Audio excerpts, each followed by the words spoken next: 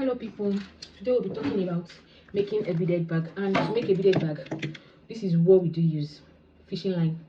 We have different products of fishing line, but in my own area this is what is available. Maybe Frank fishing line, and we have it in different sizes: 0.50 and 0.70, 0.60. Those are the three that I used to use, but I don't think I have 0.60. This is the two that I have available for now. And when making beaded bag, the type of fishing line to be used depends on the type of bead to use. If you are using if you are working with sugar beads, I would advise you work with 0.7 fishing line, because it will make your work very firm and sturdy. As you can see, this is very firm, very firm. It is very firm as you are seeing it. So but it still depends on design. If you are working with the design that you need to pass maybe like 4 fishing line into a single bead like this, make sure to use like 0.60. 0.70 is thicker than 0.60. 0.60 is thicker than 0.50. We have 0.40, 0.4. For me, this is what I do use. So the type of fishing line to use depends on the type of bead you are working with. And we do work with cutter and plier too. These are my cutter and plier. The work of plier when making beaded bag is, maybe your fishing line is stuck inside bead, you can use your plier to remove the fishing line from inside the bead.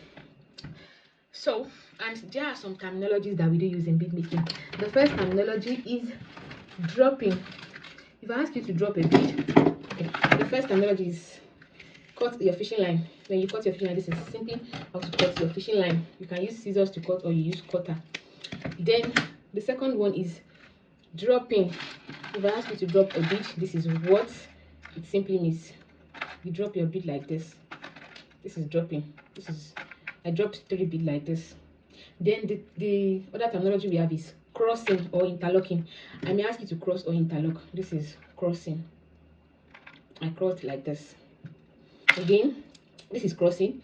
Then I can ask you to drop 1 bead into each of the fishing line. This is dropping into each of the fishing line, and this is crossing again or interlocking. And we have what we know as counting in bead making. For me, so to count, this is counting 1, 2. Now we have counting of 2. Then we have ring or box of. This one that we are seeing here is ring of 4, and this is what makes it ring of 4. Let's count: 1, 2, 3, 4. The 3 black and 1 gold makes it a ring of 4. Let's count here too. We start from the gold: 1, 2, 3, 4. We have another ring of 4. That is ring of 4. We have ring of 3, ring of 4, ring of 5, ring of 6, depending on what ring you are working with. Here we have ring of 6. Let's count from this black here: 1, 2, 3, 4, 5, 6. This is ring of 6. Then here we have ring of 5. 1, 2, 3, 4, 5. This is ring of 5. So this design that I'm holding is a combination of both ring of 6 and ring of 5, and even ring of 4. This is ring of 4 here: 1, 2, 3, 4. Ring of 4, ring of 6, ring of 5. 5, 6, 4. That is ring. And we have what we know as counting. Okay, I've already told you what counting is. That's counting of 2 here. The one I showed you before is counting of 2, and here we have counting of 1, 2, 3, 4, 5, 6, 7, 8, 9, 10, 11, 12, 13. Those are counting. Inside here, you can count the number of ring of 6 that we have. If you have to count the number of ring of 6 that we have 1. This is the first ring of 6, the second, the third, the fourth, the fifth, and the 6th ring of 6. This is 6 ring of 6.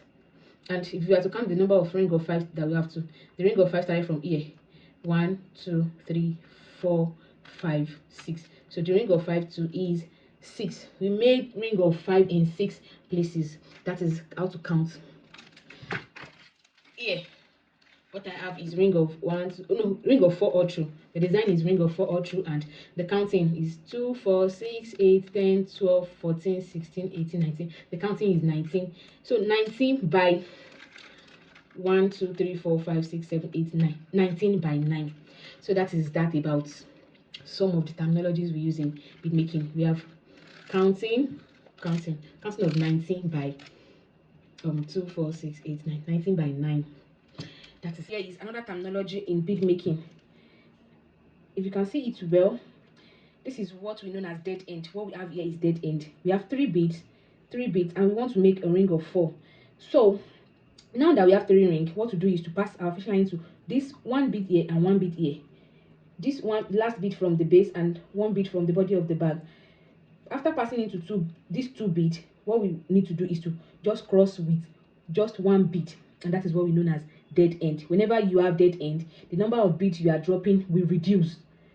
It's either you do not drop at all, or you drop, the number you drop will reduce and you interlock with the other beads. If you are not working with ring of 4, or if you are working with ring of 4, you will just interlock now that you have dead end.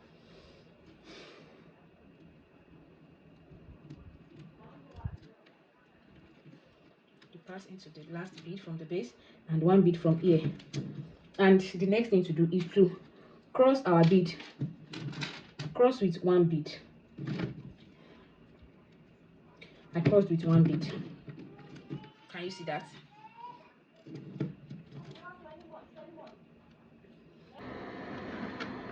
Another terminology that I'll be using is what we know as layer. So this is layer like this. This brown here is one layer. This brown, this complete brown, this 3 brown and 1 white, that is one layer. This is the second layer like this, where this cream color end is the second layer. Then this is the third layer. The second gold here is the third layer. Then the fourth layer. So each box is one layer. This is one layer, second layer, third layer, fourth layer, like that. It's just like counting. You know, this is what we used to count before, counting of 1, 2, 3, 4, and counting of 1, 2, 3, 4, 5. So now this is what we know as layer. Layer, one layer, first layer, second layer, third layer. It can be like this too. First layer, this is first layer like this, second layer, third layer, that is it.